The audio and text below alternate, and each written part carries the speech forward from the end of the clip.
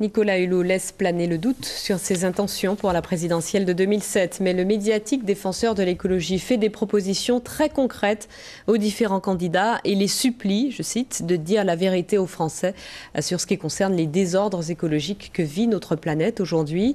Il présentait ce matin son pacte. Daniel Sportiello, Laurent Fabius. Un pro de la télé, Nicolas Hulot. Je coupe ce micro parce que... Qui ne se laisse pas piéger en conférence de presse.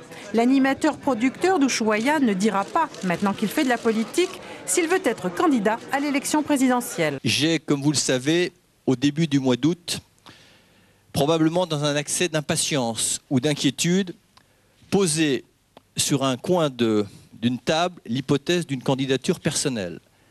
Simplement pour mettre à l'aise toutes les personnes qui ont bien voulu être présentes aujourd'hui, ce n'est ni le lieu, ni l'heure de lever cette hypothèse ou de la confirmer.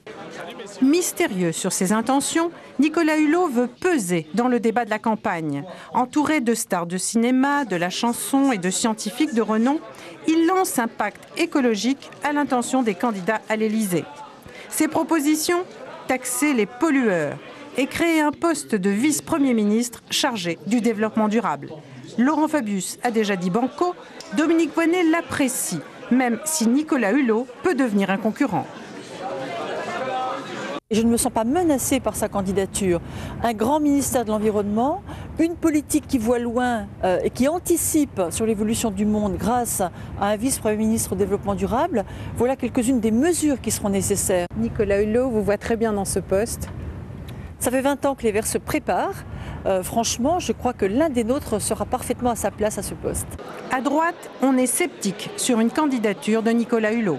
Nicolas Hulot tient beaucoup à sa liberté, il n'aime pas nécessairement les affrontements très brutaux, il n'aime pas nécessairement la recherche de compromis sur des politiques publiques, c'est pas nécessairement son truc et c'est pas par hasard qu'il avait refusé d'être ministre de l'Environnement. Je suis pas sûre qu'au fond de lui, il en ait vraiment envie tout simplement. Difficile de combattre le trop populaire Nicolas Hulot, accueilli à bras ouverts aux universités d'été. Selon un sondage IFOP, il est pour 66% des Français celui qui représente le mieux l'environnement pour la présidentielle.